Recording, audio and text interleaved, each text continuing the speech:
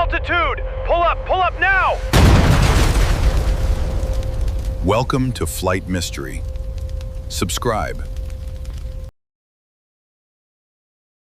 On October 21st, 2009, a commercial airliner with 144 people on board vanished. Not from radar, not from the sky, from the radio. For 78 minutes, 1 hour and 18 minutes, air traffic controllers across 3 states tried to reach Northwest Airlines. Flight 188. Fighter jets were on standby. The White House was notified. Everyone feared the worst. And then the pilots answered. What they said next would end 2 careers and expose a truth that the aviation world didn't want to talk about.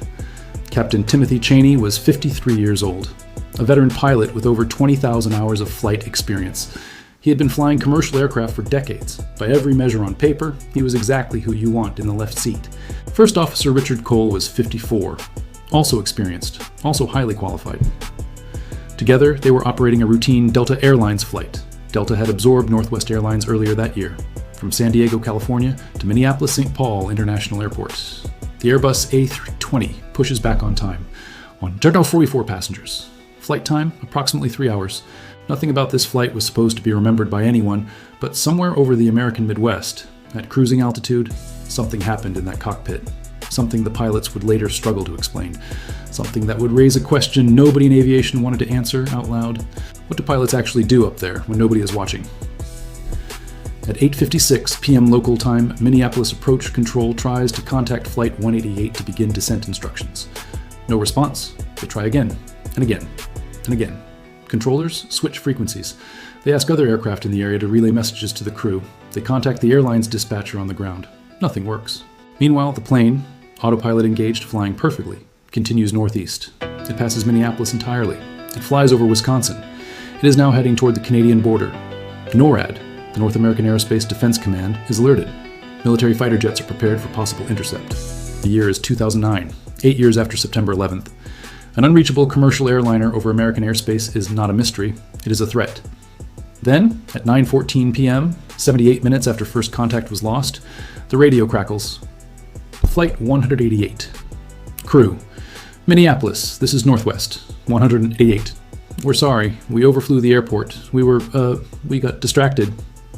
ATC. NWA 188, roger. Turn left, heading 210, descend and maintain 7,000. Distracted. That was the word they used. They had overflown their destination by 150 miles, and their only explanation was distracted. The NTSB launched an immediate investigation. And when investigators interviewed the crew, their explanation was unexpected. They said they had been reviewing the new crew scheduling software on their personal laptops. Delta had recently changed its rostering system, and both pilots were trying to understand how it worked. They got absorbed. They stopped monitoring the radio. They missed every call, every alert, every attempt to reach them for over an hour. CVR, which only records the last 30 minutes of cockpit audio, captured the MO. The FAA reviewed the flight data recorder and the cockpit voice recorder. The meant they realized what had happened. It also captured something troubling. At one point, about 18 minutes before they responded to ATC, there are sounds consistent with keyboard activity, typing, on a laptop, in the cockpit, while cruising at 37,000 feet with 144 passengers behind them. The crew denied using laptops for personal reasons. They maintained it was strictly work-related scheduling software. The NTSB was not fully convinced. The probable cause they listed was the flight crew's failure to monitor the flight's progress, most likely due to the crew's in-cockpit distraction with personal laptop computers. Both pilots lost their licenses, permanently. The FAA revoked them. Neither man has flown a commercial aircraft since. Here is the uncomfortable truth that Flight 188 forced aviation to confront. Modern commercial aircraft are so automated, so capable of flying themselves, that pilots on long, uneventful flights face a very real psychological enemy: boredom. Studies published after this incident found that pilot attention lapses during cruise phase were far more common than airlines admitted.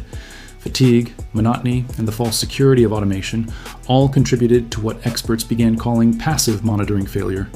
The moment a human being stops truly watching, because nothing has demanded their attention in so long. Flight 188 didn't crash. Nobody died. The autopilot flew the plane perfectly the entire time. But what would have happened if something had gone wrong? If an engine had failed? If a warning had fired? 2 distracted pilots, headsets likely not on, 78 minutes checked out of the cockpit of a jet carrying 144 human lives? The answer is the reason this flight is still studied in aviation classrooms today. Northwest 188 is not a story about malice. It's not even really a story about negligence in the traditional sense. It's a story about what happens when humans are given too much trust, too little stimulation, and a cockpit door that shuts out the world. 100 of our RH-44 people had no idea. They read, they slept, they watched movies. They had no reason to believe that for 78 minutes the people responsible for their lives were somewhere else entirely. Flight mystery, every story, every crash, every truth they didn't want you to know. Subscribe and hit the bell. A new investigation drops every single day.